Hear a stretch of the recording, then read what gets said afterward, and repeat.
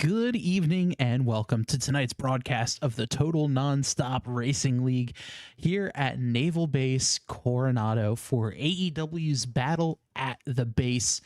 Joining me in the booth, as always, is Joe. I'm Bob, and for tonight's race, Joe, the main objective, just survive. Yeah, this is a long boy, almost 3.5 miles, 16 turns. It's gonna be challenging. That is for sure. And as is tradition, let's jump on board here with Philip Scott as he's going to take us for a tour around Coronado Naval Base. Very tricky 3.5 mile racetrack. You see those tracks there, those for those giant cranes off to your right. Provides for a very difficult bit of traction there for the cars as they go through that section. Down here, the back straightaway. This off towards turns 6 and 7, the right-hand, left-hand combination, the Red Bull squeeze as they come through. You see how narrow that is, almost 2 car lengths wide at the most, into the hard left-hand turn of turn 8, getting ready to make the right-hander here into turn number 9. A lot of patience, a lot of throttle discipline for these cars. You hear Philip just waiting to get on the gas as he's going to peek down to the inside of Brennan Buchwald. Watch for those tire packs there as well through the Coronado chicane. And coming up here, another hard left-hander. The Osprey in the corner. Looking very cool. One more quick right-lefts with another tire pack. Coming up to the Arby's chicane.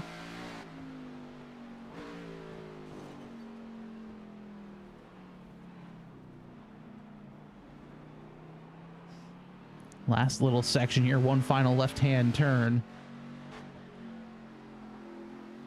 And that is a lap around Naval Base Coronado. We did miss the first couple of corners, so we'll show that to you here on board with Philip as well.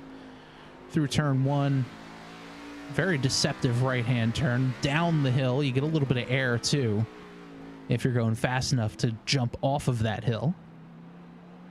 Into, quite honestly, one of the coolest corners in racing. You see a giant aircraft carrier. And now that's a full lap around Naval Base Coronado here on board with Philip Scott. Oh, this is a very tricky track. Incredibly difficult. And, you know, this is one of those where, this is one of those races where, it's kind of all about how you can control your car, how you can control the race.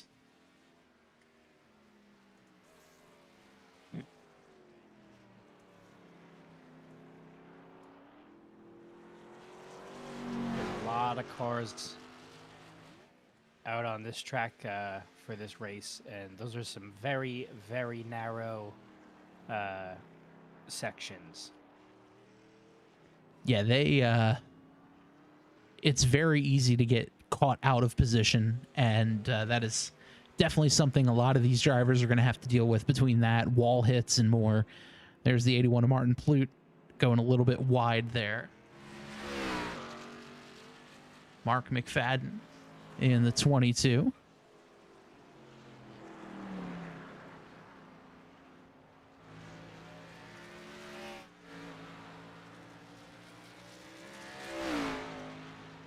Down this long straightaway.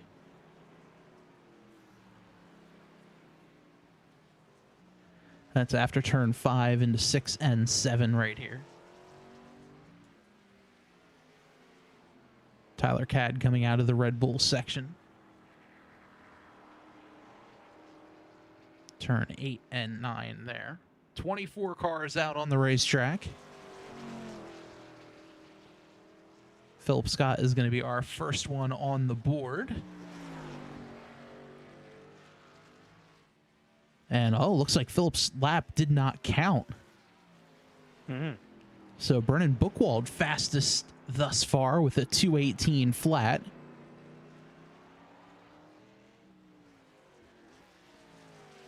Wonder what happened with Scott. Likely just graze the wall, because here in iRacing, if you just graze the wall ever so slightly, getting any sort of incident point, even a 0x, is all Matt Schlosser nails the outside wall. Any sort of 0x is going to negate your lap time.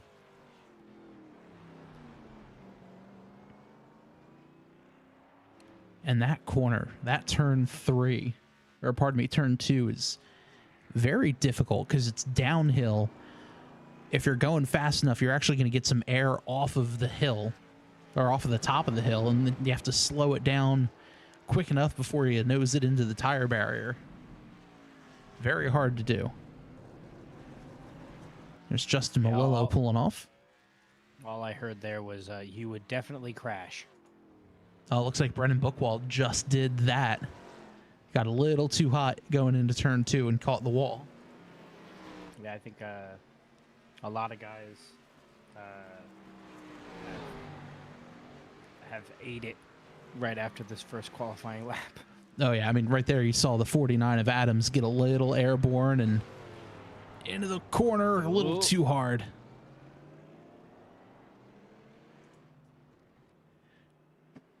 Nick Simpson in the chat says, tough track, guys. That is for sure, Nick. Ace House saying, man, who picked this? I picked this one to practice, and woof. Let's see what Philip Scott can do here. Pole time thus far is a 14.75.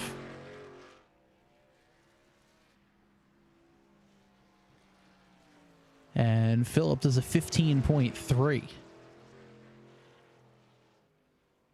He may not have enough time to go for another lap. Looks like he's just going to back it down and park it there.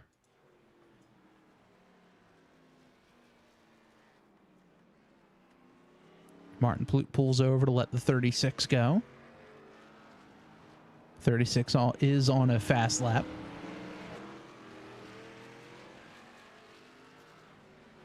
I was gonna say, it's interesting. I don't think Clute has put in a lap yet.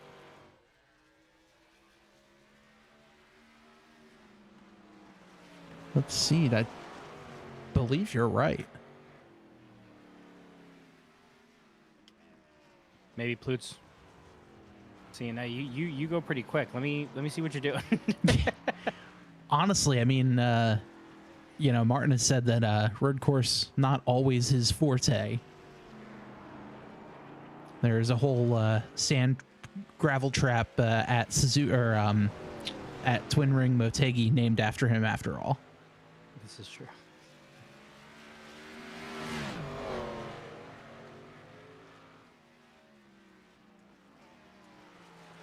Guilty Spark says, if Jamar gets a podium, I want a shoey from the booth. Joke's on you, I'm not wearing shoes at the moment. I could do a Sandy. I could do a Slippy? No, that sounds like something that we would get demonetized on YouTube for.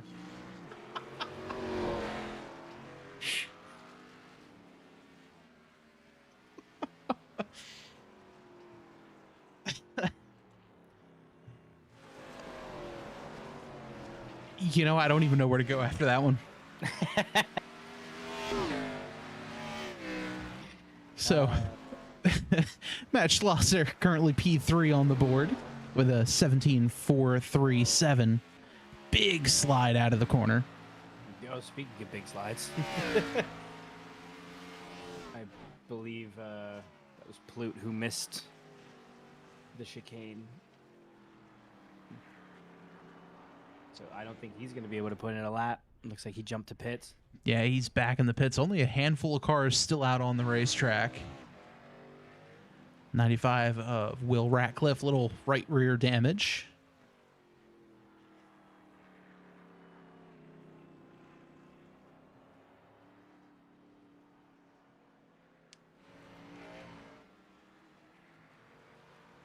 Nick says that there's a crazy bump on the last left-hander that can really catch people out. And that is for sure. We've seen these guys bounce through the corners. But especially that last left-hander, if you're not ready for it. Or if you're too hard in the throttle, you are going around. Yeah, I was going to say, these cars, notoriously meant for relatively flat tracks, got to imagine the suspension on these things not going to be great for bumpy roads. Certainly not. There's, it's one of those things where these cars are really good at turning left, but the minute you make them turn left and get airborne, yeah, there's that bump there.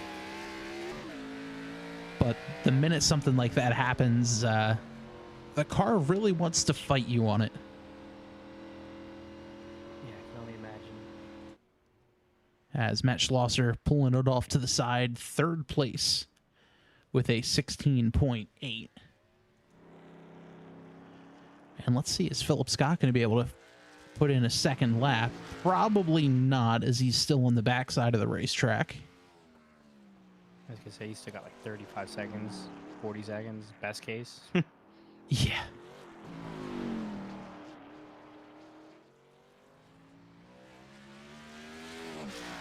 And I mean, this is just one of those tracks you really have to muscle this machine around. Scott laying rubber down as he slides through the corners.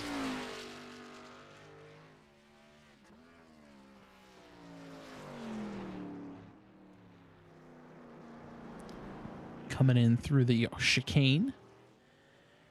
2 more corners ago. I think this is going to be a good angle of watching how out of shape this car gets. Yeah, right there. And Philip goes top of the chart, 2:14.34. Wow.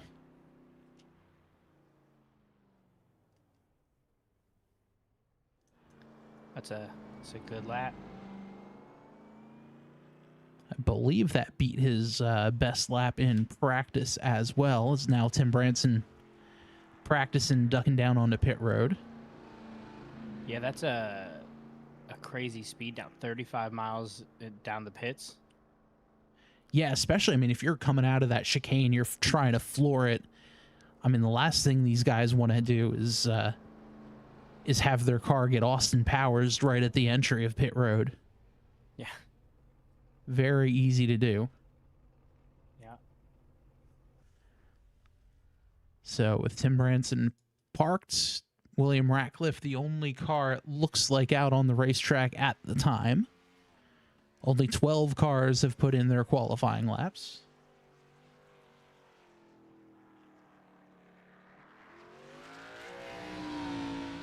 We'll see if Ratcliffe can get a lap time in.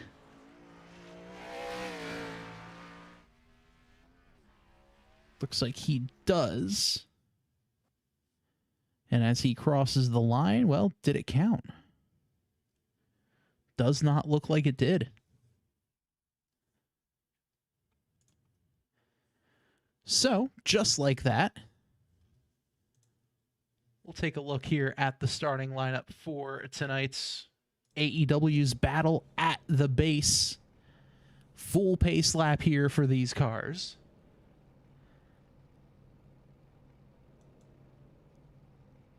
On the pole with a lap time of 2 minutes, 14.348 seconds is the number 99 machine of Philip Scott. Ryan Shelton is on his outside. Row number 2, we see Matt Schlosser alongside Adam Boislard, with Brennan Buchwald and Justin Malillo in row number 3. Row number 4 is Tyler Cadd alongside Steve Bevacqua, with Quentin Sylvia and Jamar Dumas in row number 5. Row number 6 is Tim Branson alongside Scott Leonard, with Manatzi Major and Mitchell Adams in row 7. Row number 8 sees Jeff Dillon alongside Martin Plute, with Bryce Hedgecock and Ethan Amberg making up row number 9. Ace House and Mark McFadden in row number 10, with Stan Hausman and Adam Stewart in row 11. William Ratcliffe and Corey Hutchinson will round out our 24-car field for this evening.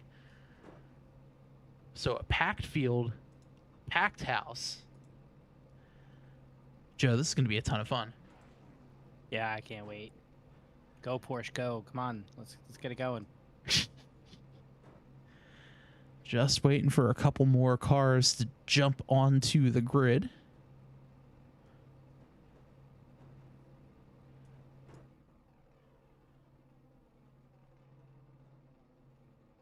Tim Branson, Jeff Dillon, the two drivers, still waiting to hop into their cars.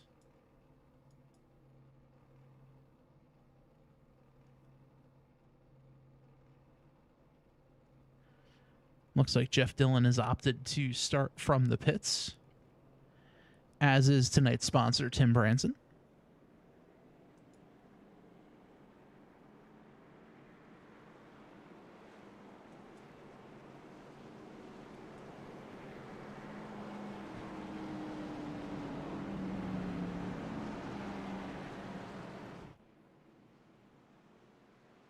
So a long pace lap here for the drivers, but you know, this is one of those kind of moments where these drivers will be able to see the track, go slow around the track, and almost use that to visualize, okay, I need to brake here. And they can kind of follow those marks around the track.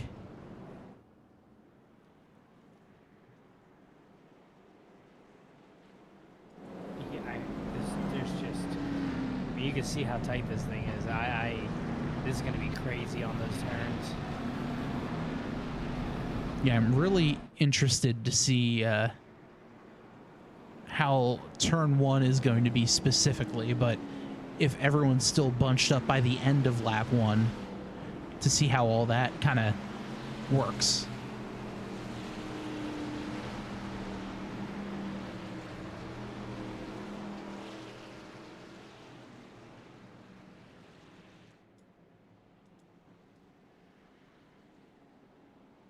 So 24 race cars out on the track, 22 of them currently pacing, with Jeff Dillon, Tim Branson opting to start from the pits.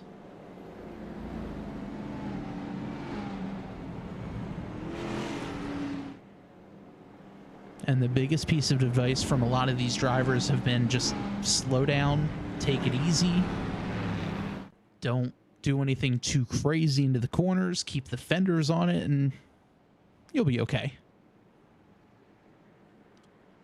What's the worst that could happen, right? Yeah, what's the worst? Nothing could possibly happen now. Well, not a yellow, so there's that. See? Exactly.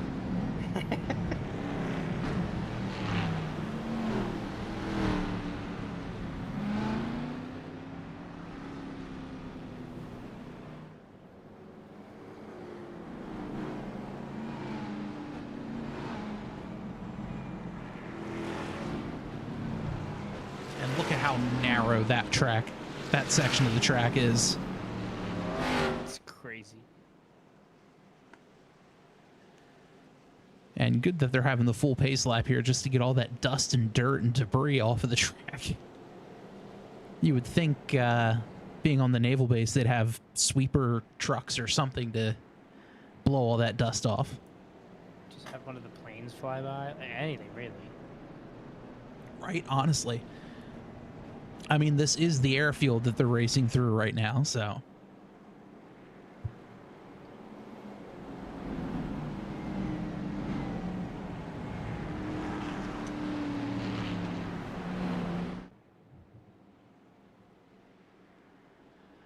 Field slowly and methodically working their way through the field.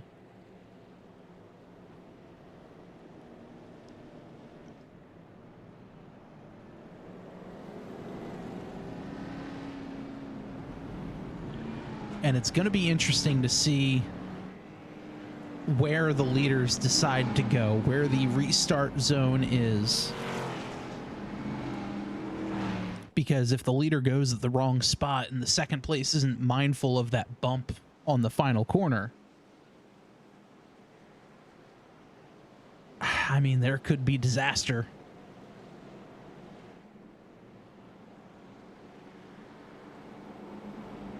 Yeah, it's a crazy track. Some of these sections are super wide, so it's interesting to see what line people are going to take in those sections. But then there's other sections that it's like, all right, you could have the one-way road and then the other one-way road. Like, there is no line. Yeah, one-way road or, well, I guess we're crashing. Yeah. Really is no in-between there. And then that turns into a whole game of chicken. Are you going to step on the brakes or am I going to step on the brakes? One of us has to, or we're both not going to fit here. Yeah, you don't understand. You will be braking. So just like that, the pace car is off. Green flag is in the air. And the AEW's battle at the base is on. Big run into turn one. Ryan Shelton has the advantage. And Philip Scott falls back to third with Adam Boislert on his inside sight through turn two. But everyone able to keep their wits about them into the aircraft carrier turn. Ryan Shelton able to pull away. Let's see if the rest of the field is able to make their way through. The 19 a little bit slower. Scott Leonard through there, but everyone has made it out alive. So far, so good. Now down the back straightaway, Shelton with a big bounce over the track. I mean, these are public roads. I was gonna say that turn 4 section, those bumps, man. Oh man, it is not a good day if any of these guys have the motion rigs. it's not going to be a good race. They're poor neighbors here in the Tukunka all race. Oh, we have a little bit of a problem. That's Bavacqua has slid out. Just got to wait for all the cars to slide by. Yeah, let's take a look here. This is going into turn 6. And, little bit of help there from the 49. And he backs it up. And now he's just got to wait. He's got a window here after the 39 of Hausman, and that's when he's going to get rolling.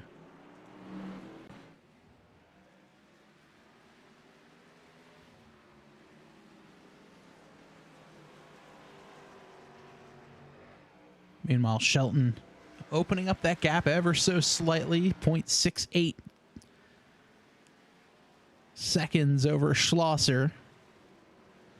But I mean, right now this season, all these top 4 drivers have been the class of the field: Shelton, Schlosser, Scott, and Boislard.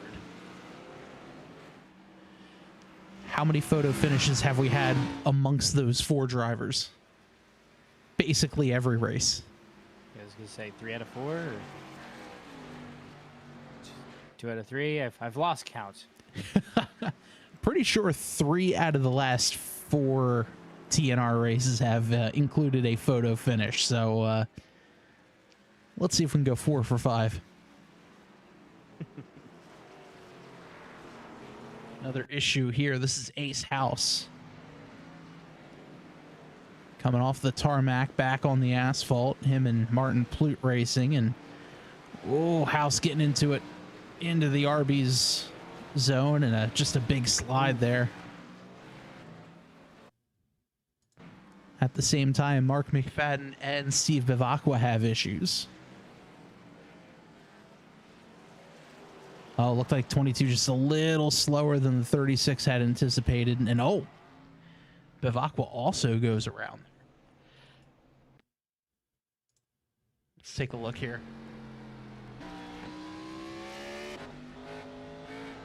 Yeah, 34 just a little slower. 36 wasn't expecting it, and a little tap there from Dylan as well, right in turn 15.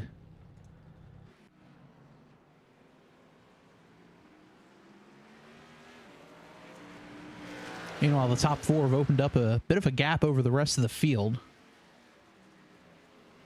About 2 seconds back to Boislard in fourth, but from Boislard to Bookwald is about 5 seconds.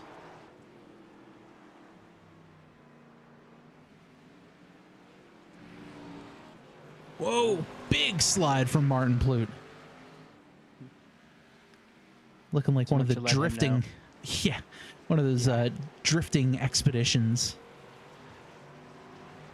Yeah, I know it doesn't look like a NASCAR track, but it's also not that kind of track. I mean, in fairness, this definitely would be something that one of those Need for Speed games would race at. 1000%. You know, fighter jets and Ospreys in the background. Yeah, if this was Forza, there'd be fireworks every 5 seconds. Who's to say there aren't?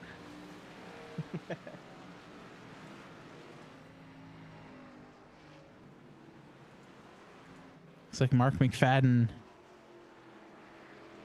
having a bit of a technical issue there as he had blinked out a couple of times.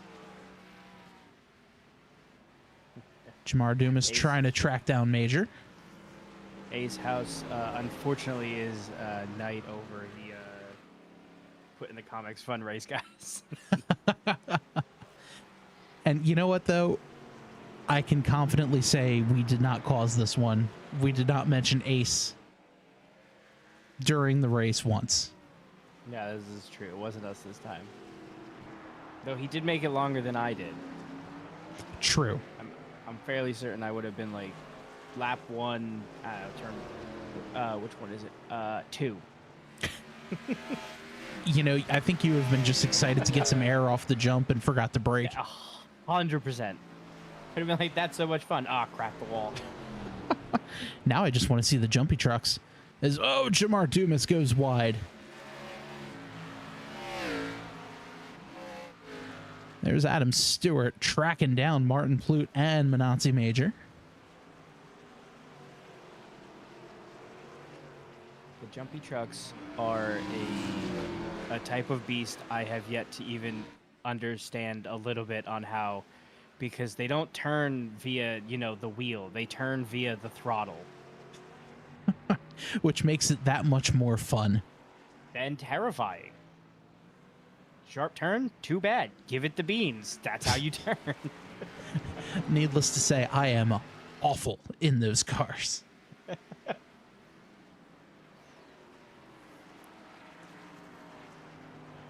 Here's Adam Stewart in the WeltsClothing.com machine, really putting the pressure on the 81 of Martin Plute. Stewart, really a road first racer who's, breaking into the oval stuff. And, this is one of those races that, that Stewart gets to sit there and say, you know what? All right, I'm having some fun here.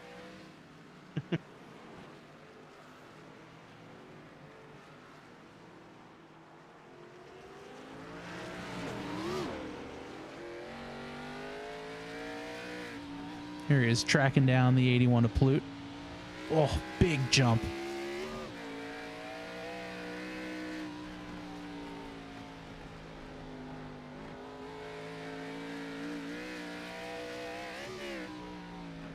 You hear the engine rev up there as he's going over the jump.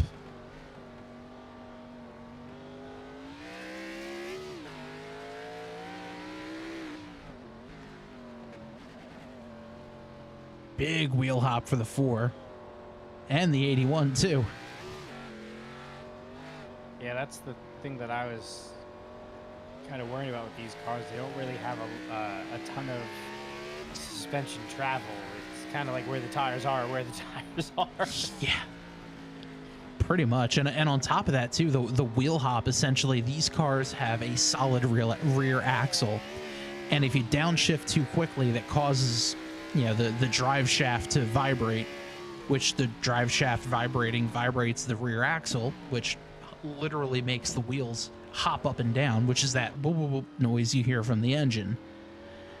And when tires are not on the ground, there is no grip. Crazy to say.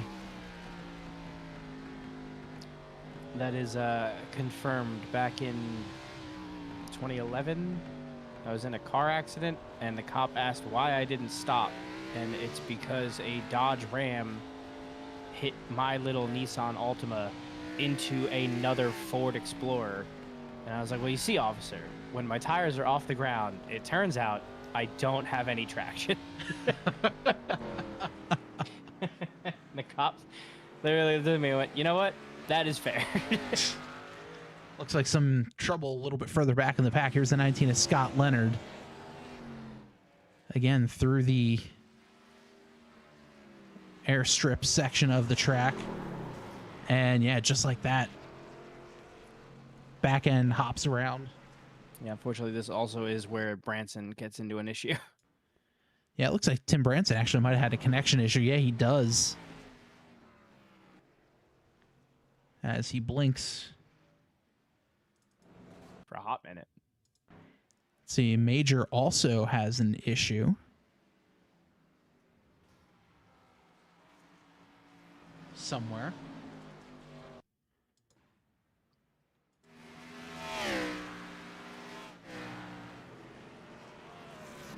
Oh. Oh, man. Great save, though. Oh, he clips the 28 of Dumas. 28 on 82 violence. And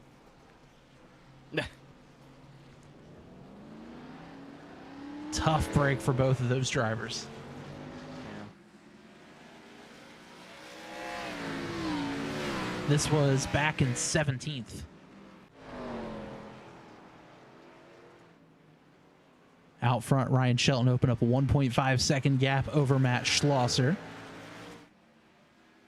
Philip Scott tracking him down. 3-car fight for P2, and this is exactly what Shelton wants to see.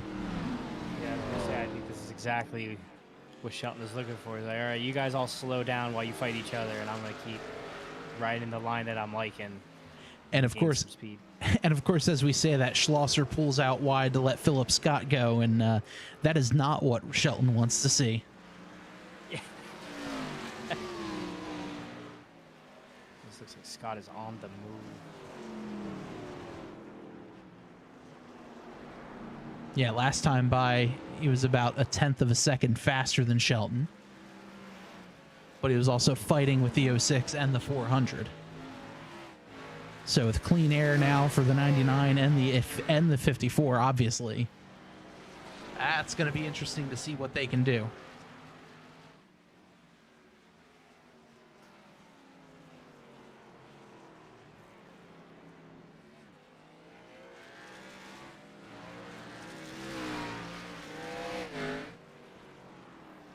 Some more trouble in the back. Looks like William Ratcliffe has an issue.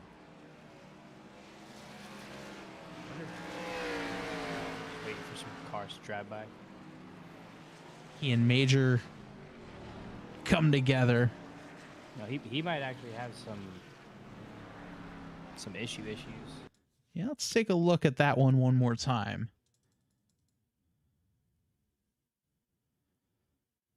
You know, I don't even think the 54 or the 82 got into him.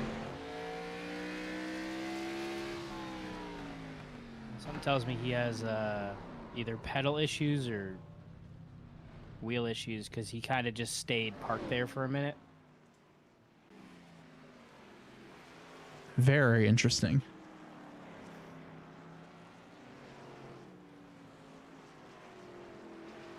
So a tough break there for the 95.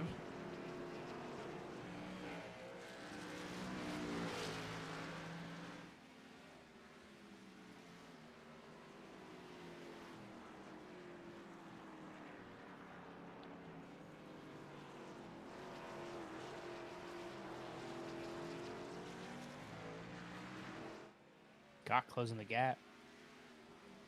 Yeah, gap now down to 1.4 seconds.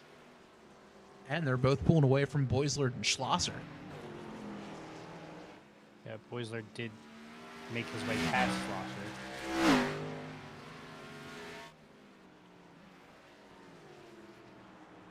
I guess now's a good time to bring up how is the tire wear on these guys? Well, it depends on how kind you are to your tires. there's a lot of, fairly equal number of lefts and rights. I would guess to say more lefts than rights. So your right front tire may be a little more heated and a little more affected.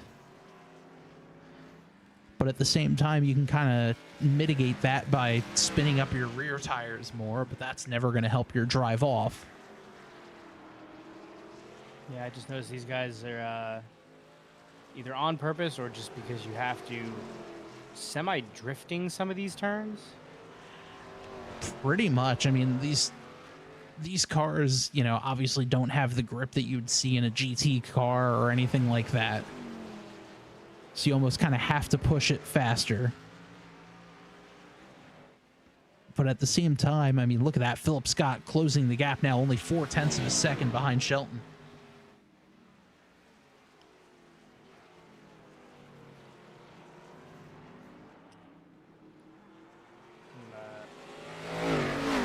Red on white on blue action for the top seat.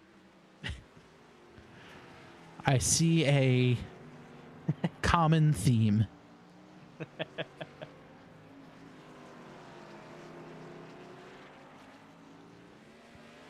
Really cool looking obstacle factory Ford there for Philip Scott.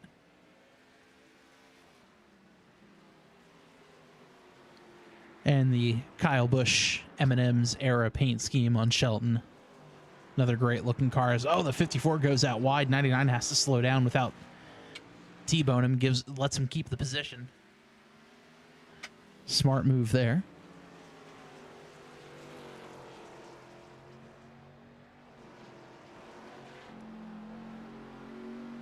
Yeah, now they're going to have to start playing a little bit of defense. I wonder if that's going to give Boisler and Schlosser an opening to kind of catch up. It very well could, but at the same time, I mean, they're now 3 seconds back, and they're kind of falling off ever so slightly. Boisler and Schlosser both did a 17 that time by. This time, both Philip and Ryan did 16.9s and then 16.7.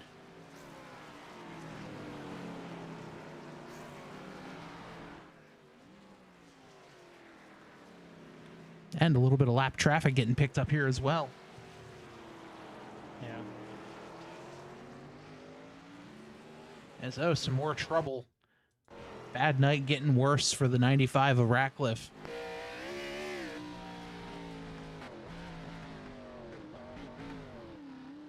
Oh, car did not want to get stopped.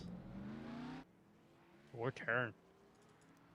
And as we see that, the 19 of Scott Leonard has an issue.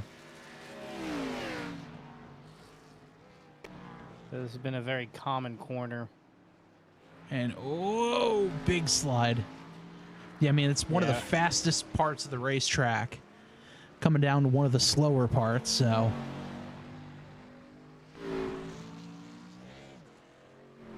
certainly makes sense.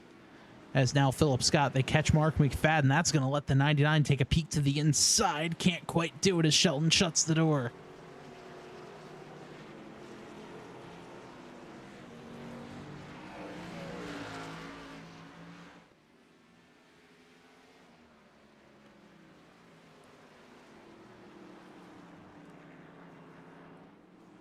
Here comes Philip Scott now to the inside. He's going to lunge in, and he's going to make the pass. Can Shelton try the crossover, though?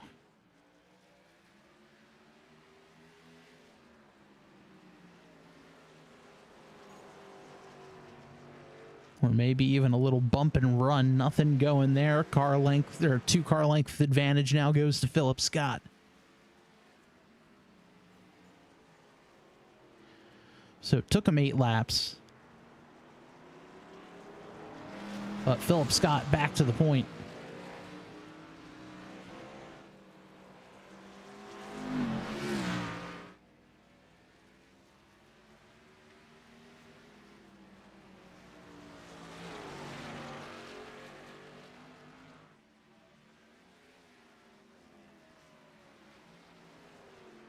Looks like some more trouble out on the racetrack. Corey Hutchinson has an issue. Here's the 31. This is heading down into turn 2. Oh, turned in. Didn't realize the 36 was on the inside.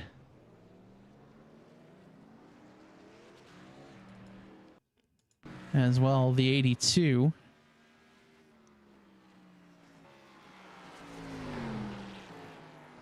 Oh, big drift. Save it. Oh, almost had it. As now looks like Ethan Amberg with some connection issues. Adam Stewart with the meatball flag. Wonder what he did. Let's find out. Or not do. Oh, hard hit into that right front wall, and that gives him some wheel damage there. Yep, look at that. Oh. Well, that's insult to injury. Those tire packs do not move. Yeah, they're not real tire packs. iRacing still hasn't figured that out. Ethan Amberg also having an issue jumping to the pits.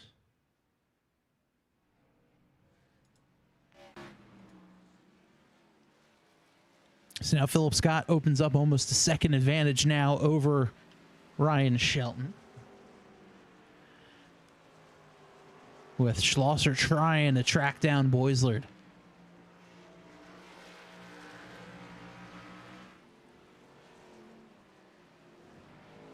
If you like what you see, make sure you subscribe to the channel.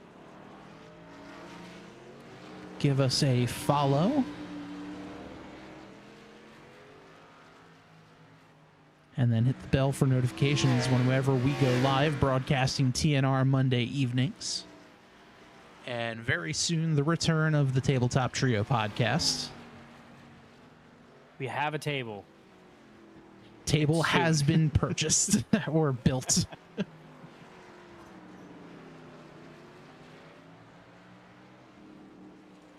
Some more trouble. 36 Bivacqua. His night is certainly an adventure. Him and the 31 had an issue in this corner one lap before, and oh, oof. A hard lick there. That one might bend his steering. Oh, and Mark McFadden as well snags the outside wall. Yeah, it's a challenging track when you have good tires. Yeah, on old, very hot tires, it's not ideal. Yeah. Speaking of hot, the track is 109 degrees. Yeah, I would say it's a little slidey right there. It's toasty. Air temp though 76, beautiful California weather. You can't go wrong. I'm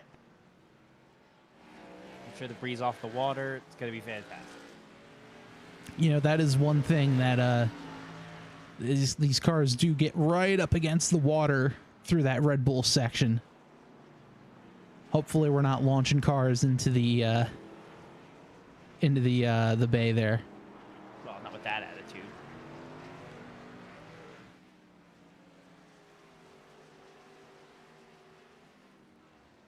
Here's Schlosser to the inside of the 19. Able to complete that pass. A little further back, here's Martin Plute putting the pressure on Bryce Hedgecock. As Mark McFadden, the black smoke of doom there. Yeah, it's only a matter of time on that guy.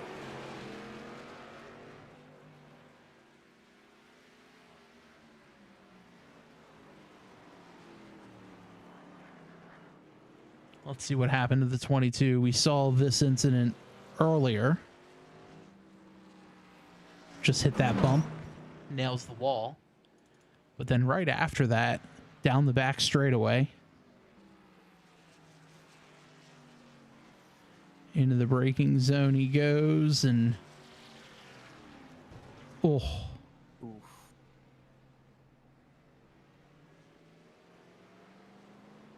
And right there, the car certainly not happy. I can't imagine it would be.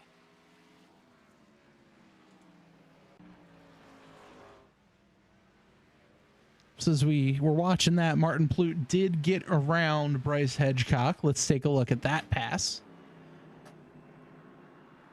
As they were going in, getting around the 22 of McFadden. And Joe, like he said in the onset of the race, look how wide that track is. Plute went all the way wide. The 18 stayed to the inside, and ultimately Plute had the better line. Yeah, it's one of those sections of track where, yeah, as the race goes on and your tires get a little bit more loose, you know, that outside, you're coming out of that turn, you're already up there. Sometimes that's the fastest line. Why come back down? Yeah, might as well just go, eh? There's now Corey Hutchinson trying to get back up to the 36 of Bevacqua. Bevacqua did get around him, but here comes Hutchinson trying to battle back. Oh! And as we say that, the 31, big slide coming out of the final corner. And that is likely night done for the 31. Take a look at the issue with the 31 in a moment. The 95 has another issue.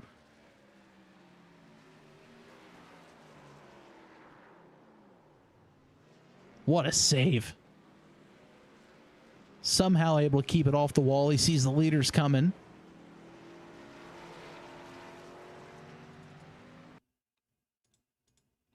And let's take a look here at the 31.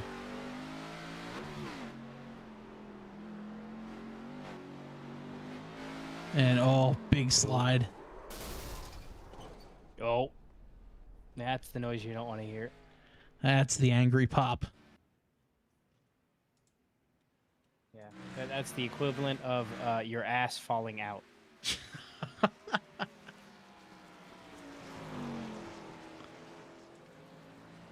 So 24 laps remaining here in AEW's battle at the base.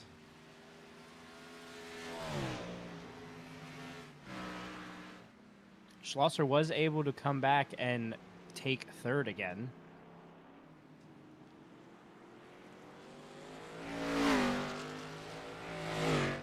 He was. He's currently now, you see it right there, 47 and change back. Or 4.7 and change. And while that's going on, the 19 has an issue.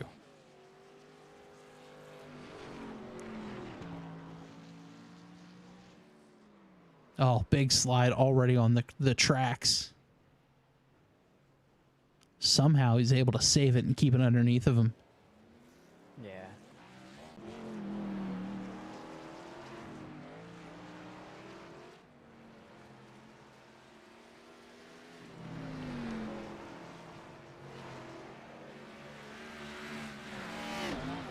Here's Tyler Cadd now trying to track down the 18.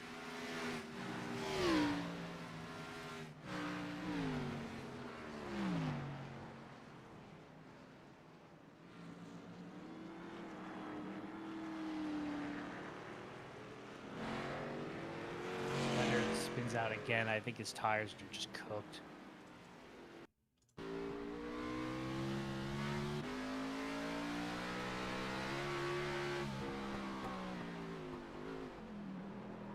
Oh, yeah. Big slide there for the 19. And that just makes him even hotter, too. Yeah.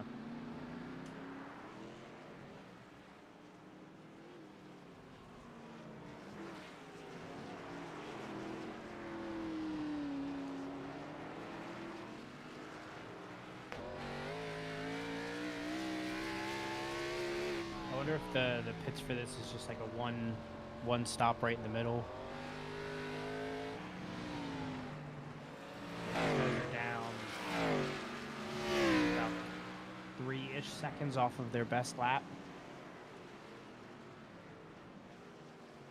It's not terrible. No, but I mean, that goes to show how much tire fall off there is. Oh, man, they get so close to that pit entry wall. And every time. Yeah, you would think as the race goes on, it's like, okay, I found my line, I figured it out. So in theory, you'd be putting up faster laps. However, you also have to deal with the fact that your tires are getting angrier and angrier. Yeah. All while trying to, nurse the throttle and not put too much gas into it by sliding and spinning, and It's very easy to do on some of these sharp turns coming out of the turn, and then you step on the gas just a little too much and you're around. incredibly. I mean, that corner there is one really tough section. Then through the airfield is the other really tough section. And not to mention, let's face it, these are public roads. Well, California public roads. Roads on a naval base, at least. It's, these aren't worse. Yeah, these aren't the pristine, asphalt pairings of, a NASCAR Cup Series track or an F1 track or anything like that. So tires not going to be happy as the 54 of Ryan Shelton ducks onto pit road. Yeah, I think Plute just also popped his engine. Yeah, some major issues. Let's go back even further. Looks like Jamar Dumas has an issue. Tires are getting hot. Cars are not slowing down as much as they want to, and uh-oh. Well, that's not the lap you want to take. He's trying to get to the parking lot, maybe. All right, let's jump on board with the 28 here.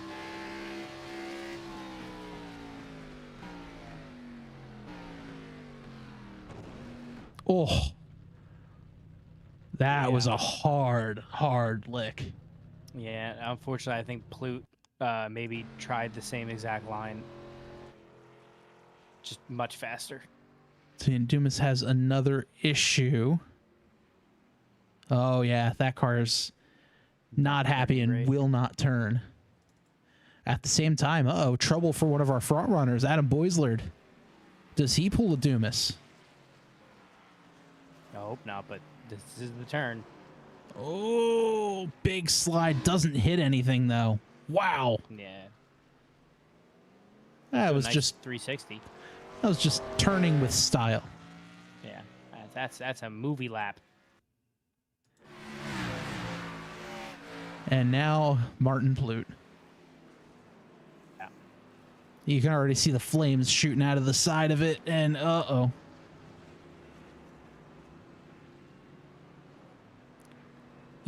That was not nearly as hard of a hit as I thought it was going to be, and it didn't look like it, but the back tires did lift off the ground. That is true. And Minazzi Major says, "Hey guys, that looks like fun. My turn." How many? Oh, he Boislards it though, and he saves it. Yeah. More issues this time for the 95. This is the section here you really have to be patient on throttle. And big wheel hop for the 95. He's able to keep it going. And looks like Ethan Amberg has an issue here through the RB chicane. Oh, no. Oh.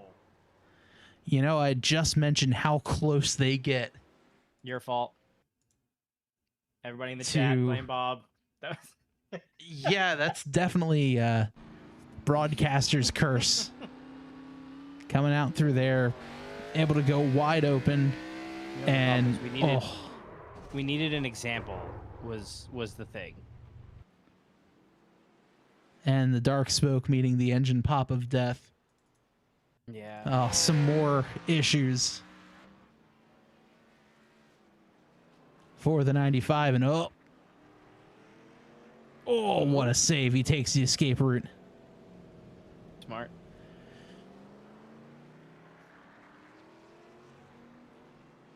And on to pit road he goes. Also smart.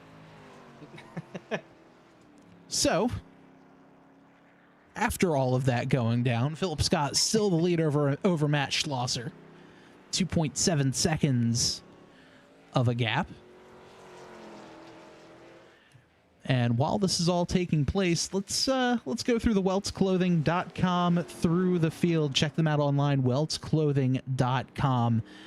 Some awesome clothing. I'm actually wearing one of the Welts tank tops that I have, wearing that right now. So super comfy shirt. Really is. I wear mine all the time. And you got the one of the racing ones, I believe, right? I did. It's fantastic. Oh, so good. So currently running first, started first. Philip Scott took him about 8 laps to get back to the point, but since then he has not looked back. And as we say, that green flag pit stops are underway. Philip Scott locks him up coming onto pit road, but I think he should be okay. Matt Schlosser in now first. Started in third, just been up towards the front this entire race. Same deal goes for Adam Boisler. He started fourth, currently running P2 with Philip Scott down on pit road. Just behind him, Ryan Shelton currently in fourth, about to be in third once he gets around Philip Scott, who is currently on pit road. Currently running in fifth, just a little bit behind Justin Malillo. Had a really great article on NASCAR.com about iRacing and sim racing in general, how it relates to NASCAR. So very cool. You're going to want to check that one out. Currently running in P5 at the moment. Another driver to keep an eye out for, charging through the field, currently running sixth. He started back in 14th, up 8 spots since the drop of the green flag. That is the number 49 car of Mitchell Adams. Highest running Canadian in the field, just behind Adams, is the 96 of Brandon Buchwald. Started in 5th. Dropped back only 2 spots, and he's having himself a really good run for that number 96. One of the biggest chargers of the race is Bryce Hedgecock, just behind the 96. He started 17th, currently running in 8th. That's +9 for those of you trying to count on your fingers and toes.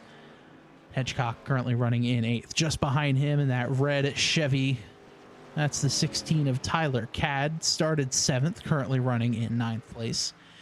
And rounding out our top 10 is the 42 machine of Quentin Sylvia.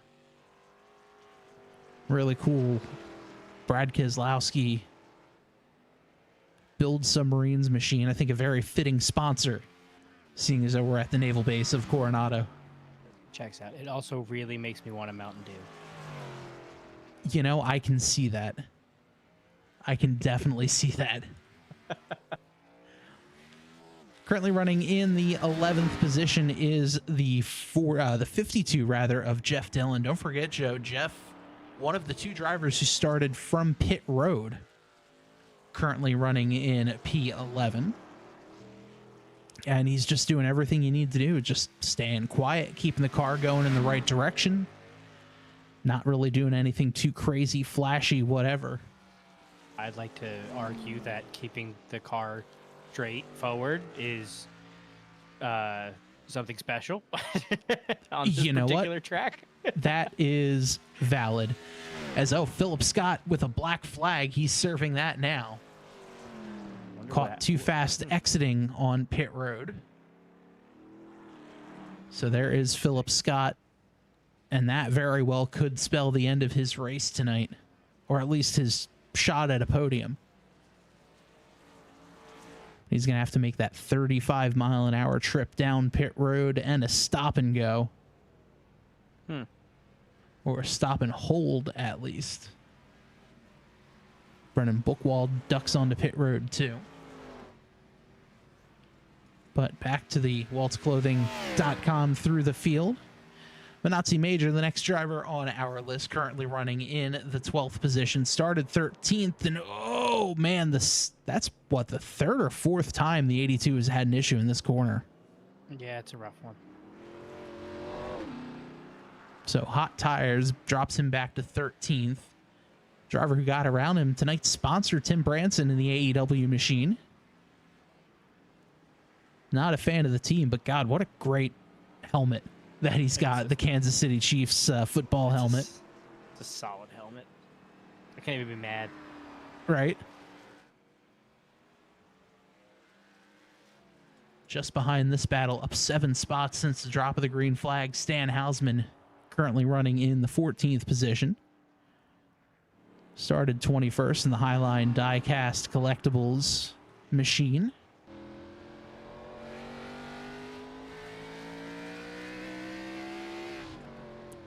Here's Steve Bevacqua. Bevacqua has not had the smoothest race tonight. A couple times he's had some issues spinning, sliding, etc., etc. Oh, William Ratcliffe just behind them has an issue. Started 23rd, he's up 17th, but man, he's just on the struggle bus tonight. He's sliding all over the place every like 15-ish seconds. He's got very unhappy tires.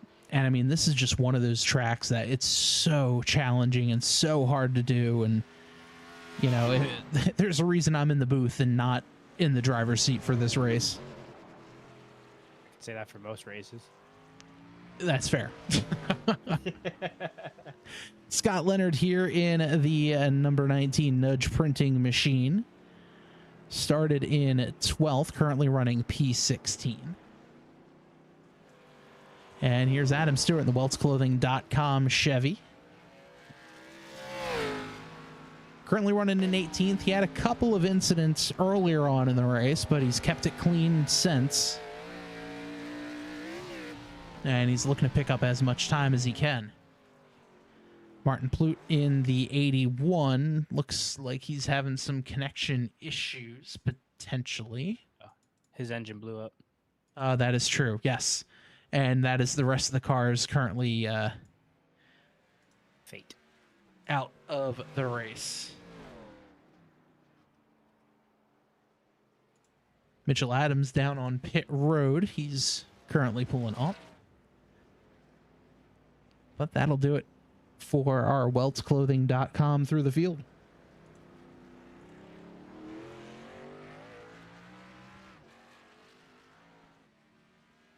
So while that was going on, looks like Jeff Dillon had a moment here.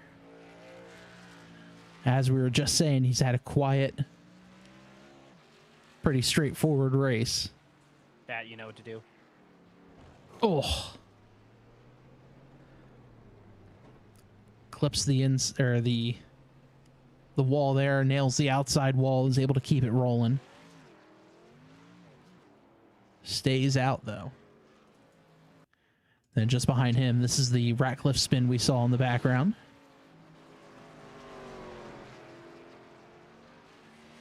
Yeah, the track just bounces there. Yeah. And around he goes. It's a little too much throttle. It bounces. I don't know what that jitter was.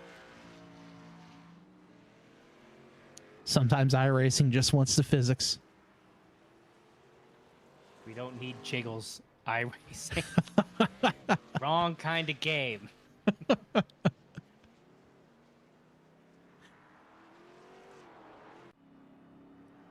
So back to live action. Adam Boislard is our leader. A 22-second lead over the 54 Shelton. That being said, Boislard has yet to pit. Taking a look here, the top 10, where they have pitted. Yeah, I was wondering why Sheldon fell so far behind, and I didn't see any crashes or anything, and then I realized he just pitted early. Yeah, you see there, Shelton pitted on lap 13. As now Hedgecock and Cad are both down on pit road.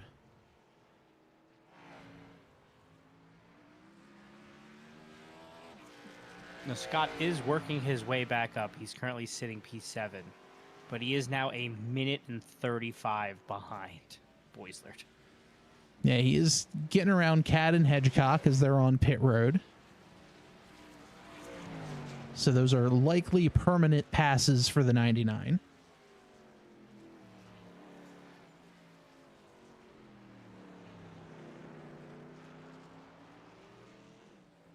But everybody taking those pit stops, I'm wondering if everyone thinks they're going to be able to run out the last 20 laps, or there's got to be another pit stop.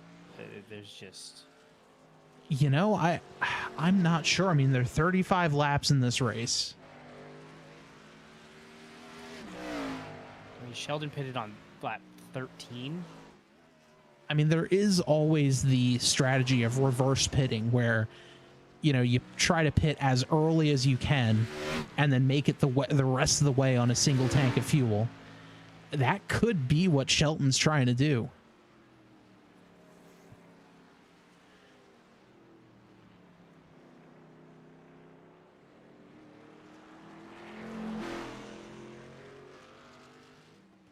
So Boisler ducks down onto pit road. He's getting his car serviced.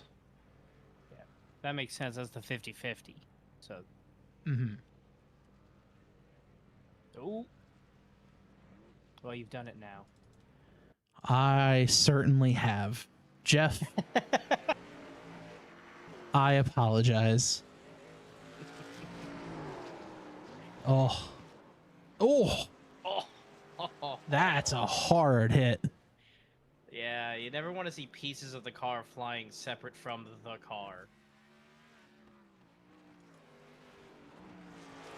Jeff, my apologies. Let me know where to send my condolences and possibly some flowers. I'm just not allowed to say people are having a good race. You really can't. It's However, we will take donations if you want me to jinx a driver. Right? But we're Danhausen now? We're just going to curse drivers? For the monies? Is that what we're doing? I mean, it's a valid source of income. Just putting it out there. $5 to curse your least favorite driver. We'll put a button in YouTube. It's gotta do something. Take it from the endorsements that we have of Ace House, Jeremy Canute. Who else have we talked about that have almost immediately wrecked? Jamar. Now Jeff Jeff Dillon as well. Yeah. Do you really call him? They call it the broadcaster's curse for a reason. I apologize. Do you want me to just say, hey, the entire field has been having a great race so far? No, then everyone's going to crash. There's going to be no finishers. I don't know what's going to happen. Like, the ship is going to shoot cannons or something. Like, don't try to...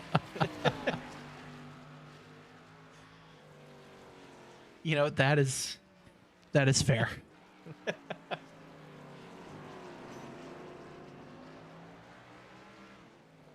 So this is the battle for the lead. Schlosser trying to put the pressure on Shelton. Yeah, it's I think he's doing a pretty good job. He is up there.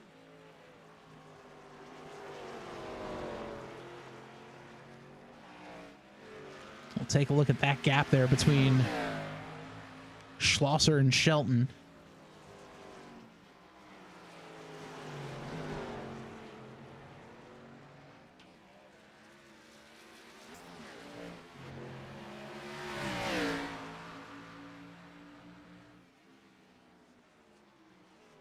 Here they are coming up against Scott Leonard just in front of them. I will say, Philip Scott has shaved 20 seconds off. I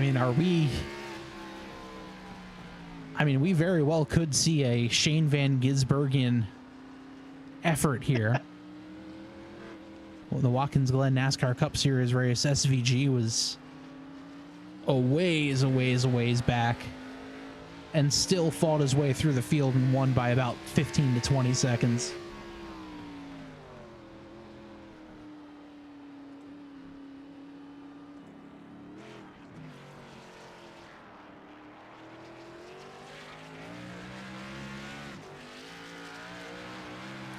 Scott is basically on the other side of the track right now.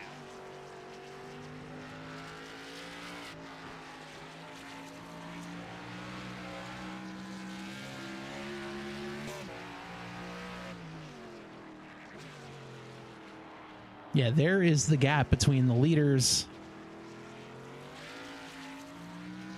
and Philip Scott. Scott currently P5.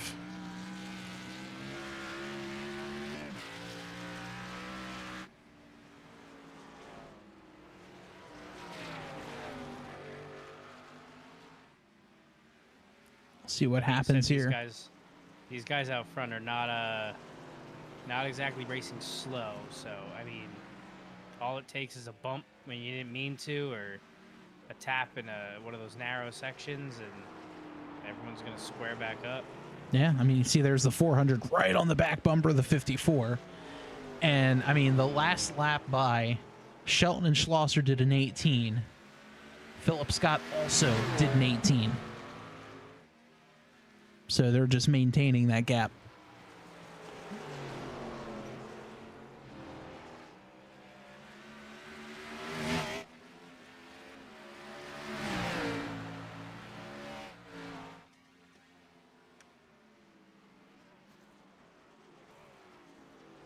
Big lock up there for the 54. Oh, what a save.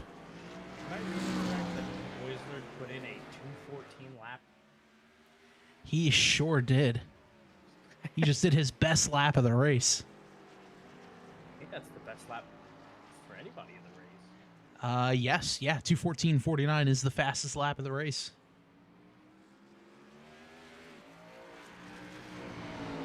Apparently, he has found a line that nobody else has. And he is quick for it. He's also, I mean, he's also in the perfect realm. He pitted on lap 19, so came out on lap 20, fresh tires for lap 21, and he goes out and just puts down a heater.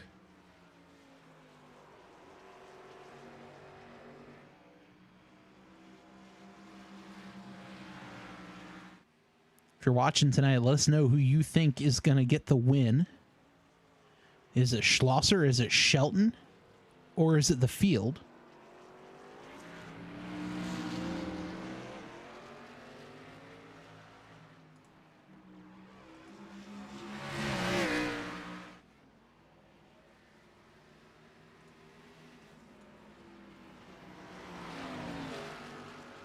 Wait, if boys would put another lap down like that, we'll find out. As Schlosser to the inside, Matt Schlosser to the point.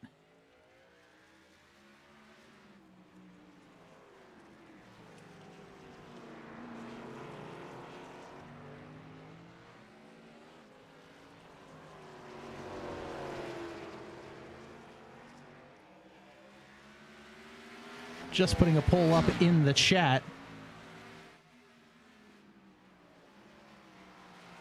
Who do you think is going to get the win? Is it Schlosser? Is it Shelton? Or is someone else going to take the win?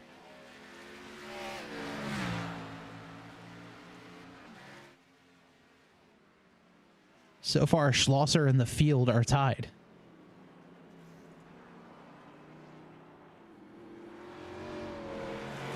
Yeah, there's still a lot of race left here. That's for sure. 12 and a half laps. And after all that, oh man, the 54, big slide into this left-hander. That's through 8 and 9. Don't forget, Schlosser last pit on lap 17, Shelton on 13. So 4-lap fresher tires does Schlosser have. Yeah. Trying to race hard at the same level, you could tell his tires are starting to slip a little bit more. And while this is all going on, another issue. Oh boy. It's that same turn. Now this time through, whoa, big slide. And he's able to keep it out of the wall. Nope.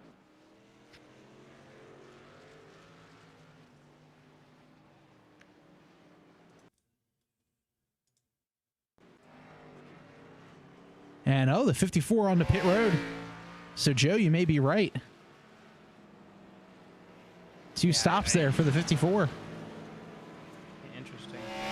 I mean, his tires were cooked. You could tell he was really starting to fall behind. I mean, like we said earlier, what was it, 8 laps, and they were already 3 seconds behind their first lap times. So that's a huge jump. Yeah, absolutely massive. So that's going to let Schlosser pull away. He's got a 9-second gap over the 06 of Boislard.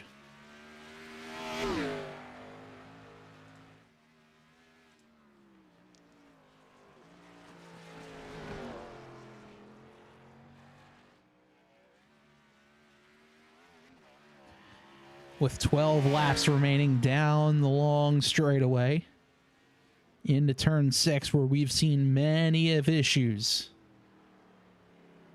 Yeah. Not this time for the 400.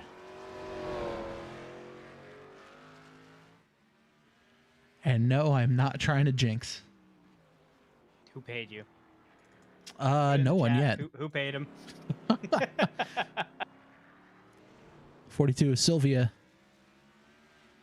into turn 3, down the little bump, and so easy to do. And the 06 able to sneak around clearly, or cleanly rather.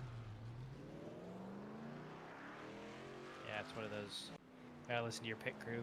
Don't move. Yeah. Wait, there's a car coming. It's like me trying to give my dog a treat. Wait. Go get it. I do the same thing to my toddler now. I mean, what's the difference at that age? They're almost identical. Don't put that in your mouth. Leave it. You want to go for a walk? I mean, it's all the same. It truly is. Toddlers are on leashes. Children are on leashes. What are you trying to say? Come on, use your words.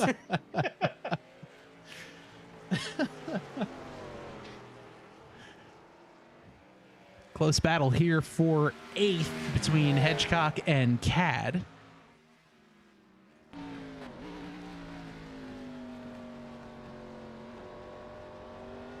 Through turn 5 down the straightaway they go.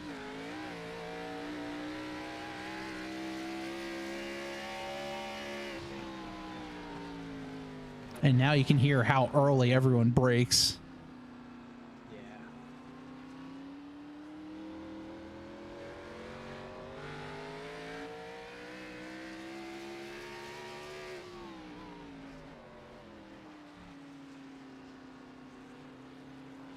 Oh, the 18 bounces off the inside wall. That's going to let the 16 to get even closer.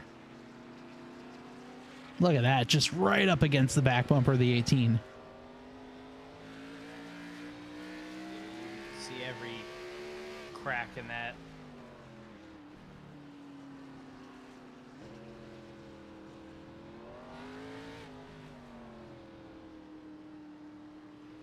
And you can really appreciate with this low camera angle exactly how rough this track is. Yeah. Man, I can only imagine every time those bump hits, your steering wheel gets a little loose because you need traction. Ugh. Yeah, I would be sweating quite a bit at the end of this race. I've done 24-hour races, and I was nowhere near as tired as I would just trying to muscle one of these things around here.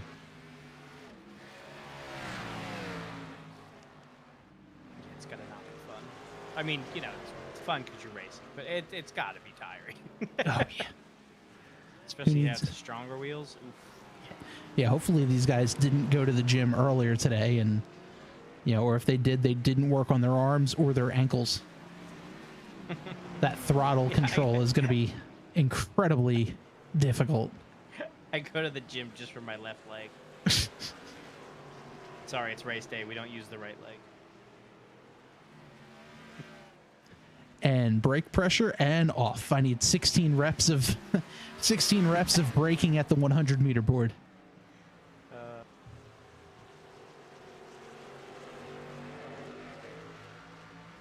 So 10 laps remain Schlosser's opened up his lead now, 6.8 seconds over Boislard. However, Boislard is coming. I was gonna say Boislard has been catching up. I think he was at 11 seconds behind, so he is on the upswing. Scott kind of stuck where he is. And I'll bet you as Boislard rounds the corner, you can just barely see the 400 there.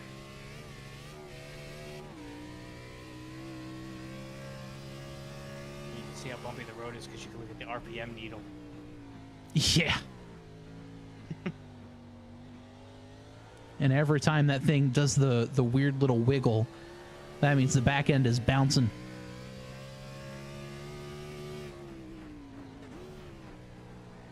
It's like there is no constant RPM for that needle. No.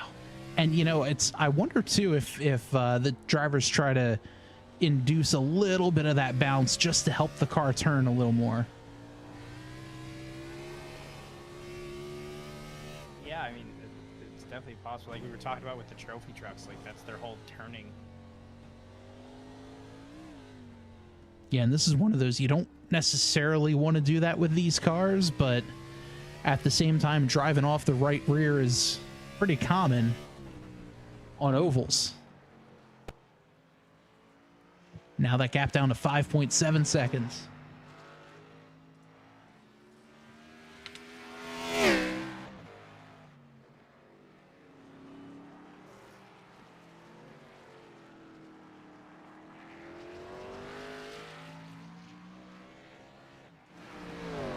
This gap here. Go ahead.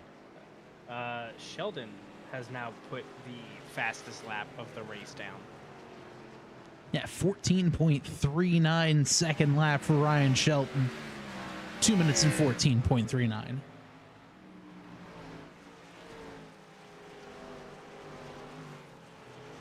But he's 33 seconds behind Schlosser.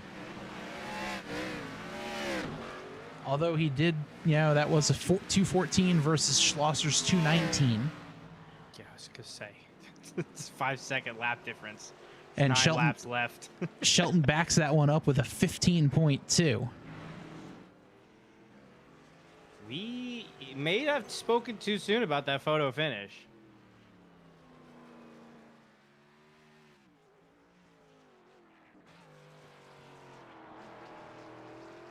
Well, I mean, right now, the poll still sits at 50% of the vote Schlosser, 50% of the vote to the field as to who is going to get the win.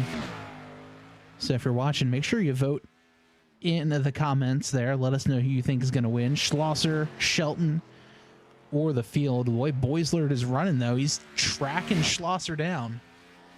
Yeah, looks like P2 and P3 are 2 and 4 seconds faster this lap around, respectively. And Boislard, I mean, if those lap times keep up, Adam Boislard could catch Schlosser in 3 laps. But lap traffic does sit between he and Schlosser.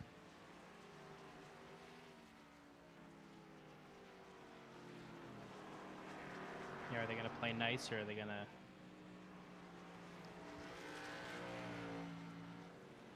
Hausman lets him go. Smartly so, too. Hausman P14, 2 laps behind.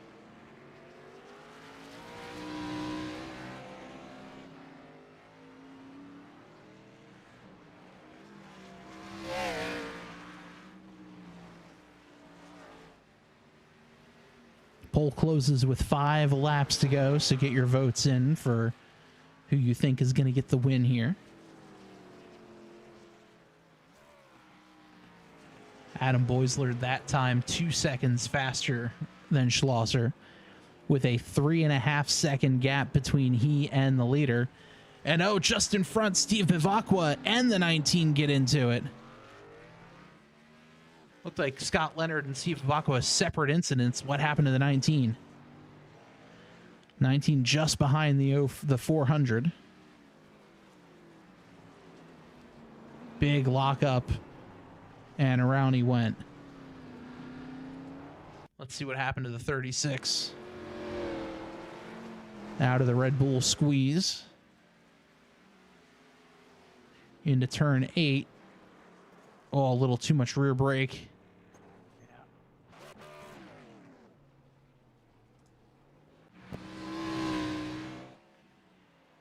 That gap has visibly shrunk, but Boisler loses about a second to the 400. Yeah, I think he had to slow down a little hard on that lockup to get around Leonard.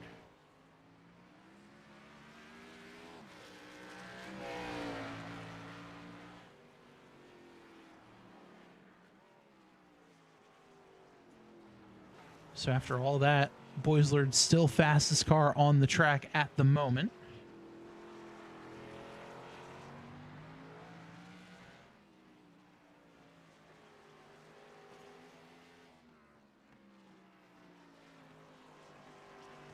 E-Man in the chat saying catch and pass are two very different things. That is for sure. Catching the guy is going to be easy. Passing him, that's going to be the challenge, especially here at Coronado. Yeah, Boisler and Schlosser, not really a big difference pit-wise. They're just a 2-lap fresher for Boisler. Shelton, on the other hand, running on just 4-lap old tires, so it's a 5-lap difference in tires there. But it looks like Shelton and Boisler are currently running about the same lap speeds. Yeah, it looks like they just kind of plateaued there. Shelton last lap 17.8 versus Boisler and Schlosser's 18.5.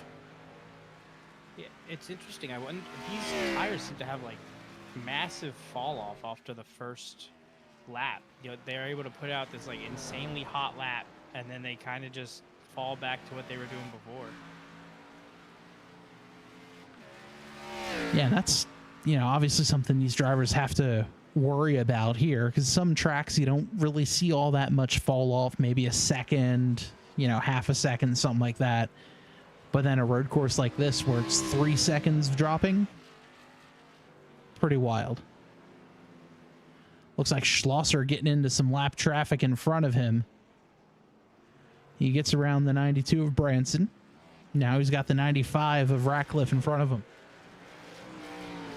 Yeah, which is in this particular race worrisome, as he has been not having a great go of things. Certainly not. Oh, big slide from the 400. It's crazy how much these drivers really have to whip the car around the corners here. Yeah. 95 pulls over to let him go.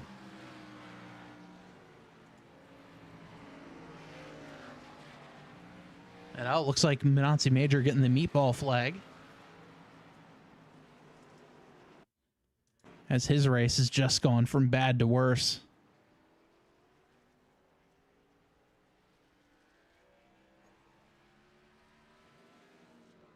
Looks like 82 just having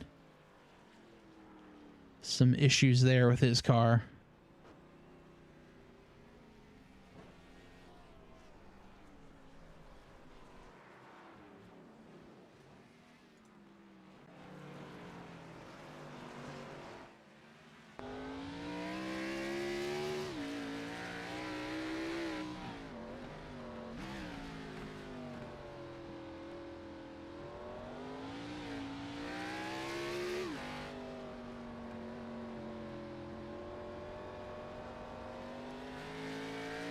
Oh, trouble. Adam Stewart has a bit of a slide. I think he's running on brand new tires, and I don't think he has remembered that they are not old. Yeah, a little bit of a slide there from him. Able to keep it in the right direction and does not show up as a as an incident. So, in my mind, those don't count. Yeah, we take those.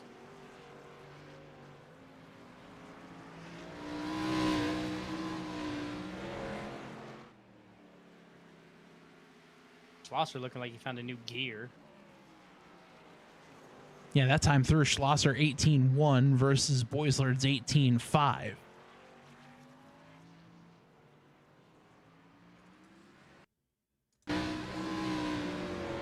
Issue for the 95.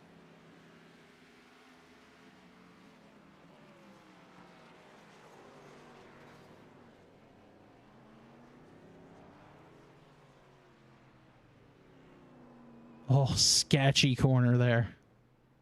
Yeah. He followed it up with a slide out on the next turn. Very unhappy tires. Certainly.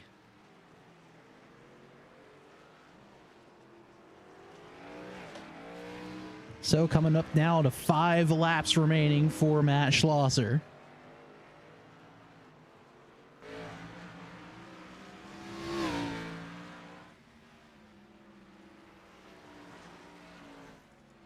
Issues towards the back of the pack. Stan Hausman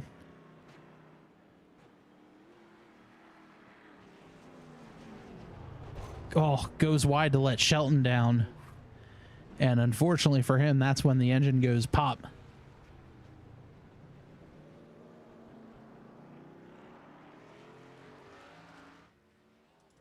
And then at the same time, the 4 of Adam Stewart, we were just saying that, oh, hey, no incident points.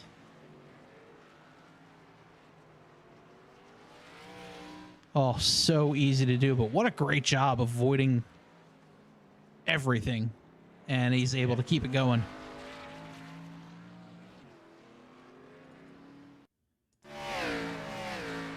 Another guy who's been having a quiet night, Mitchell Adams, currently in P6.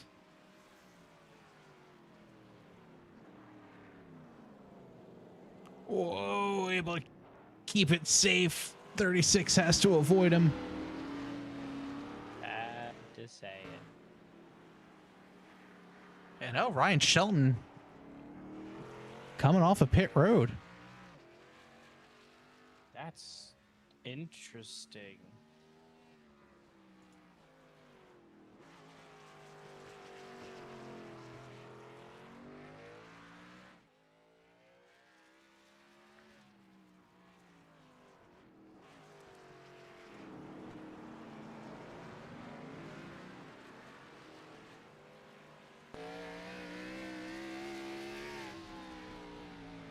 So I'm intrigued to see why that is. I wonder if he forgot to fuel, or he burn out his tires again. He thought maybe he can get more speed with the new tires again. I'm not sure. You know, I wonder if that was also a case where he's like, all right, you know, I've got about, you know, X amount of seconds back to Phillip. I can pit and still come out in front of him again and have fresher tires and be able to drive away.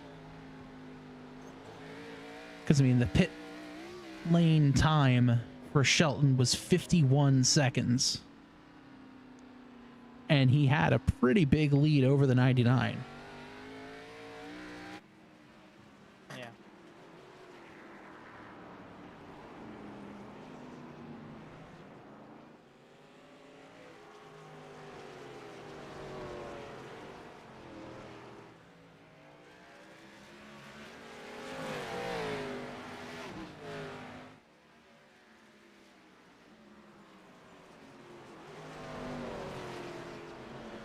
So the 4 laps remaining, Matt Schlosser has a 3.4 second advantage over Adam Boisler.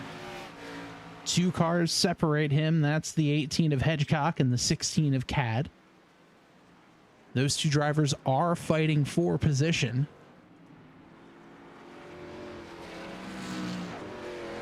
And they've been pretty close to each other most of the night, too.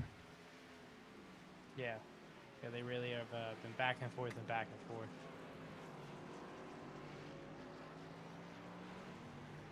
And not a scratch on the 18 either.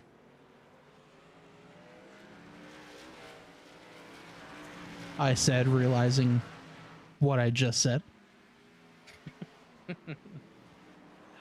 Can't believe you've done this. Someone get Simple Plan queued up with the "How could this happen to me?" Saw them do that song live last year.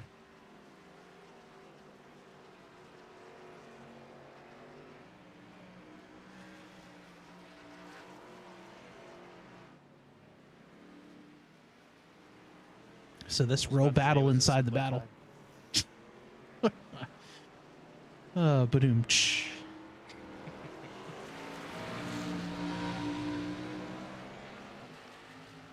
So the battle inside the battle here between Hedgecock and Cad inside the Boislard-Schlosser fight. A lot of smoke coming from the 39 of Stan Hausman. I was going to say, who's on fire in the pits? Stan Hausman car is not very happy at the moment. Looks like the fire department has gotten the car under control.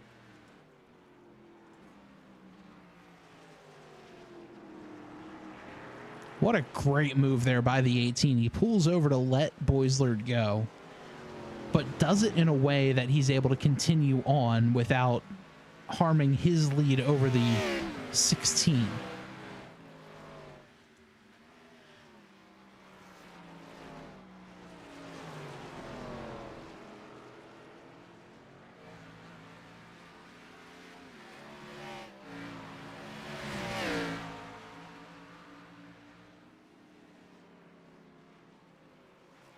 This could be a moment here for the 16 trying to close the gap between he and Hedgecock.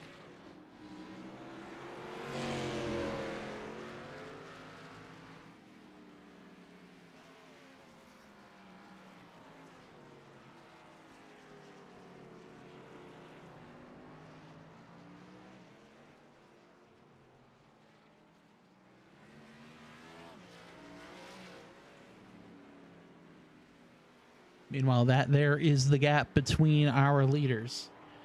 3.1 seconds. Boislard last time through almost 2 seconds faster than Schlosser. But as we've said earlier, passing is one thing, catching is another.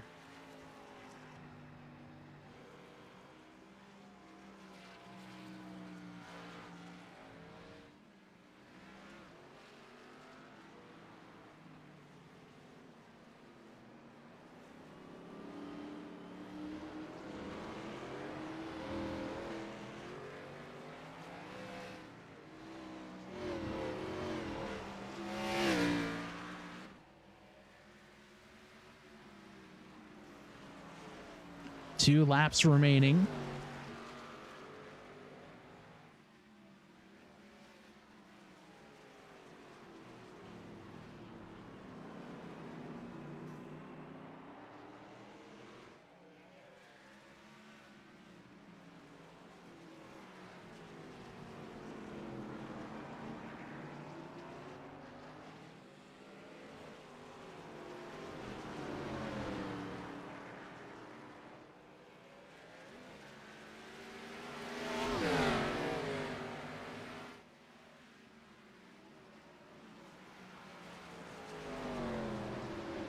Now a side-by-side battle behind Schlosser. That's Brennan Buchwald as well as the 36 of Bev Aqua. Those drivers both on different laps.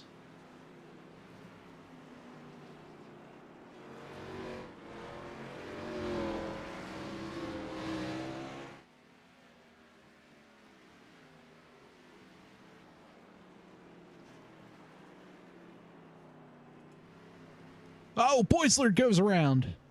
No. Looked like he was peeking to the inside of the 36 and just kind of lost it.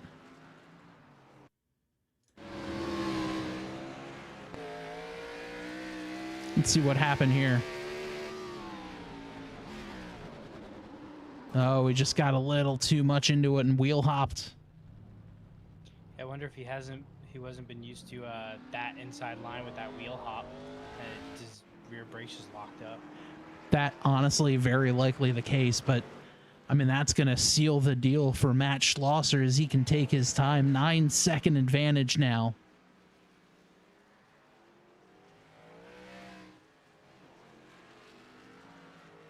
And man, what a tough break. Boislard was on the roll. Just couldn't quite get it one more lap around here at Naval Base Coronado.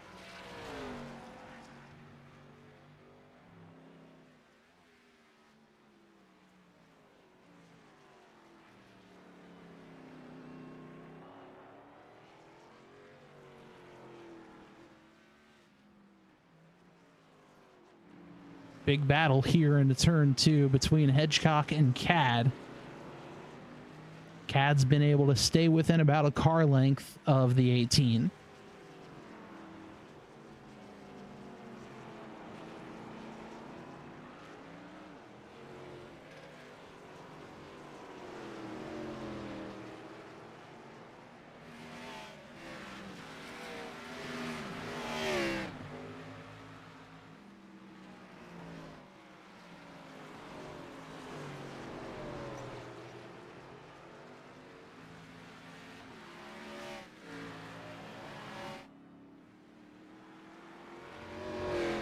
But man, what a race.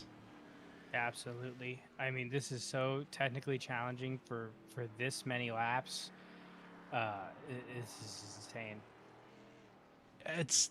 I'm sure this must be exhausting for these drivers. Just having to manage the throttle, manage the steering input, trying to remember where your dang braking markers are too. Yeah. And on top of all that, try to keep the car straight while braking and not whipping it sideways and spinning around in a circle. Yeah. Oh yeah, and avoiding the 23 other race cars on the track with you at the same time. Right. But just some absolutely phenomenal driving here by the 400 of Matt Schlosser. Started in third. 2 more sections left here through the Arby's chicane.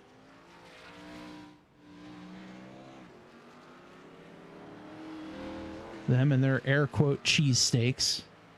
Through the final corner, Schlosser goes. Checkered flag is in the air.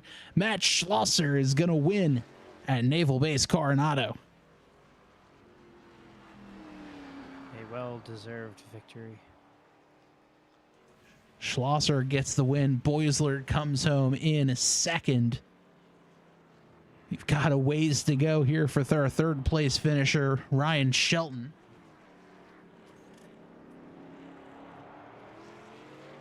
As Shelton has to get on the binders a little harder than he expected to avoid the 92.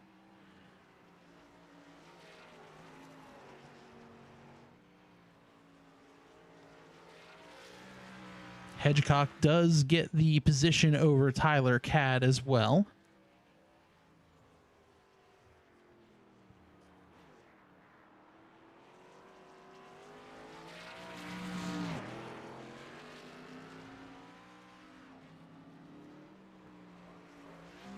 Big slide for the 54. Ryan Shelton comes home in third. Going in for the show finish. I mean, you gotta drift it off and do it in style, right? Insert Top Gun music.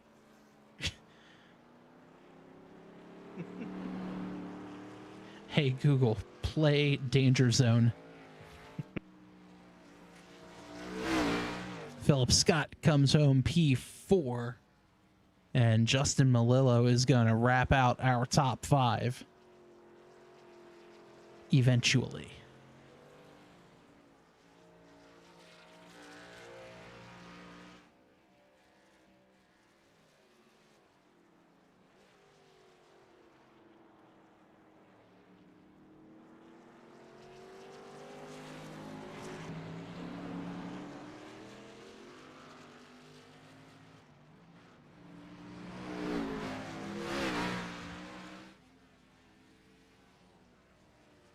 And, well, with Melillo coming across the line, I think it's time now to check out our post-race interviews.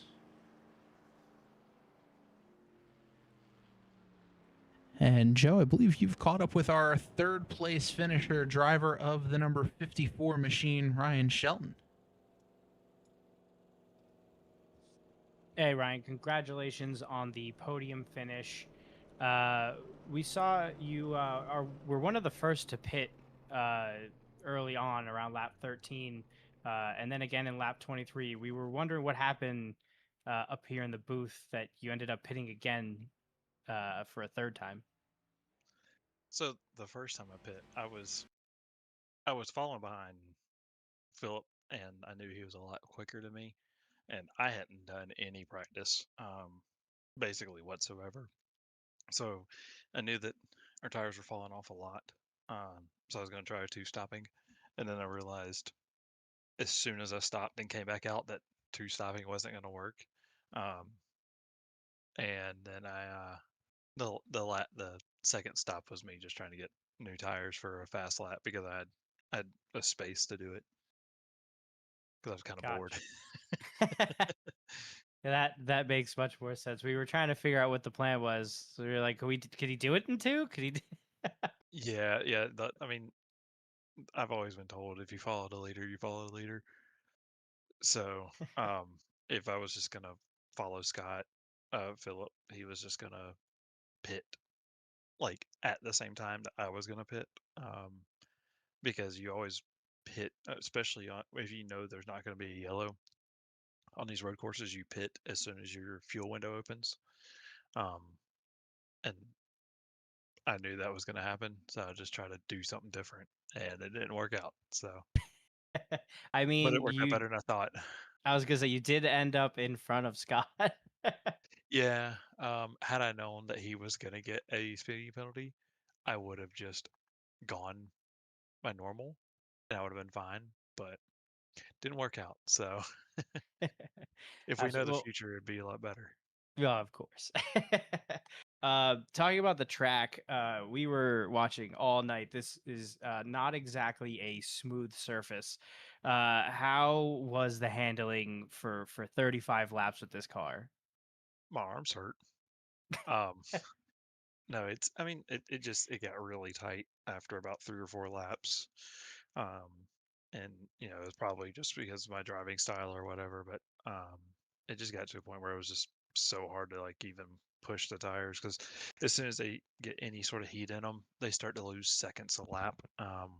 We're looking at between 4 to 5 seconds of slowdown, um, between new and old tires. Yeah, we were seeing that up in the booth. You put out, I think, the fastest lap of the race, and then the next lap it was 4 seconds behind. And I was like, is it the line or was it just fresh tires versus one lap old tires? I mean, honestly, it's both. Because there's so many corners here and it's so bumpy. You if you just mess up just a little bit, you're losing tenths and sometimes even seconds lap, just because you can't get the power down.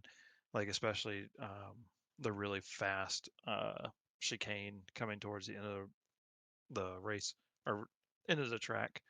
Um, if you just overcooked it just a little bit into that first one, the second one you're not fast enough through, so the third one you're having to check up through, and then you've already lost a second. So it's very hit and miss, and if you just light your tires up even for a second, it really hurts.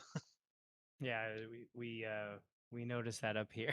And before we let you go, I'm sure you got some shout outs for us. Not really, just thank the guys at Speed for putting us on, TNR for putting us on, and thank y'all for putting on a good broadcast. Absolutely. Well, congratulations again, and hopefully we'll be chatting with you next week. Yeah, man. All right, that's Ryan Shelton, our third place finisher here tonight at Naval Base Coronado. And I'm now joined by our second place finisher, driver of the number 06, Adam Boislard. And well, Adam, a second place finish. You're starting to track down Schlosser and just looked like you got a little bit of wheel hop there. What happened there? Yeah, yeah, I was. It was gonna be a stretch to catch him anyway. At that point, I think I used up my fronts a little too much and then tried to dial the brakes back, and then I knew like I had to be aggressive getting through traffic, so had to make the move against Steve there and just lost it. So happy I didn't get Steve caught up in that, but honestly I shouldn't have spun the first time. If I didn't spin the first time, I think I lost 7 seconds from that, and then I had a two. I don't know if the broadcast caught up. In turn three, we had two lappers spin out in front of me, and I had to go wide and lost a couple seconds there. So if I didn't spin the first time, I think maybe I have a chance, but a lot had to go right for me, and unfortunately didn't. But I think all things considered, happy with second here. Definitely. I mean, second fastest lap of the race, about a tenth of a second slower than Shelton's best lap. So you definitely had the speed there. You were certainly catching him before those incidents there. But I mean, talk to us about how tough this track is. We saw a lot of guys spinning, a lot of wheel hop, and just the not very smooth streets of the naval base certainly made it a challenge. Yeah, it was tough. It's the bumpiest experience I think I've had in the service. Honestly, I didn't get to race this when the NASCARs went official here. I was out, but I purchased the track I think on Tuesday. I was just practicing like crazy, and I couldn't even get like 3 laps down without spinning out or hitting the wall or just missing a corner. It's just so easy to miss. But I think especially once the second stint started, I got track rubbered up a little bit. I got fresh tires. Felt like I got in a pretty good groove. But then yeah, once the tires went out, I was struggling. It's a tough one, but it's rewarding for sure. Definitely. And, looking forward now next week, Iowa Speedway, a pretty fast short track, all things considered. What are your thoughts there coming from the road course here to the short track there?